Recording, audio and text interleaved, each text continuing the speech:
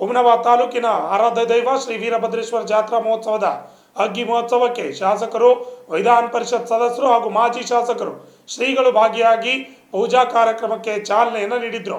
ಹುಮನಾಬಾದ್ ತಾಲೂಕಿನ ಶ್ರೀ ವೀರಭದ್ರೇಶ್ವರ ಜಾತ್ರಾ ಮಹೋತ್ಸವದ ಅಗ್ಗಿ ಮಹೋತ್ಸವಕ್ಕೆ ಶಾಸಕರು, ವಿಧಾನ ಪರಿಷತ್ ಸದಸ್ಯರು ಹಾಗೂ ಮಾಜಿ ಶಾಸಕರು, ಶ್ರೀಗಳು ಭಾಗಿಯಾಗಿ ಪೂಜಾ ಕಾರ್ಯಕ್ರಮಕ್ಕೆ ಚಾಲನೆಯನ್ನು ನೀಡಿದರು. ತದನಂತರ ಅಗ್ಗಿ ಹಾಯುವ ಕಾರ್ಯ ನಡೆಯಿತು.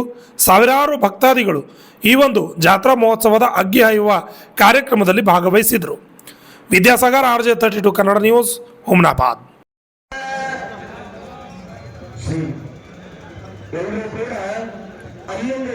ಹೆಚ್ಚಿಗೆ ಕೈ ಮುಗಿದಕ್ಕಿಂತ ಹೆಚ್ಚಿಗೆ ಫೋನ್ಗಳು ಕಾಣ್ತಾ ಇದ್ದೇವೆ. ಎಲ್ಲರೂ ಕೂಡ ಅಲ್ಲಿಂದ ಭಕ್ತಿಯಿಂದ ಈ ಆಕೃತಿಯನ್ನು ವೀಕ್ಷಣೆ ಮಾಡಬೇಕು.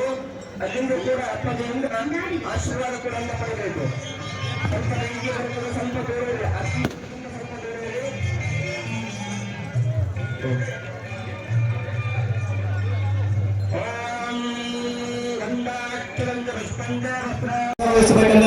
ವಿನಂತಿಸಿಕೊಳ್ಳುತ್ತಿದ್ದೇವೆ. ದಯವಿಟ್ಟು ನಮ್ಮ ಪೊಲೀಸ್ ಬಂಧುಗಳಲ್ಲಿ ಮತ್ತೊಮ್ಮೆ ಕೇಳ್ತಾ ಇದ್ದೇವೆ, ಪೊಲೀಸ್ ಅಧಿಕಾರಿ ಮತ್ತು ಸಿಬ್ಬಂದಿಗಳು ಸ್ವಲ್ಪ ತುಂಬಾ ಸರಸ್ವತಿ ಅವರು ಮಹಿಳೆಯರ ಒಂದು ತಾಳಿ, ನೀವು ಮಹಿಳೆ ನಿಂತಾಗೆ, ಭಕ್ತಾದಿಗಳು ಹೆಣ್ಣು ನಿಂತಾಗೆ, ಯಾವ ಹೆಣ್ಮಕ್ಳು ಹೆಣ್ಣು ನಿಂತಾಗೆ ಯಾರಾದರೂ ಪೇಷಂಟ್ ತೋರಿಸಿ ತಾಳು ಕಟ್ ಮಾಡಿದಾರೆ ನೋಡಿ. ಬರೀ ಕರ್ಮಣಿಗೆ ಸಿಗುವುದಲ್ಲ, ತಾಳಿ ಬರ್ರಿ, ಎರಡು ತಾಳಿ ನಾವು ಗುಣಿಸಲ್ಲ. ಪುರಸಭೆ ಕಾರ್ಯಾಲಯ ಹುಮನಾಬಾದ್ ವತಿಯಿಂದ 77ನೇ ಗಣರಾಜ್ಯೋತ್ಸವ ಹಾಗೂ ಹುಮನಾಬಾದ್ನ ವೀರಭದ್ರೇಶ್ವರ ಜಾತ್ರಾ ಮಹೋತ್ಸವದ ಹಾರ್ದಿಕ ಶುಭಾಶಯಗಳು.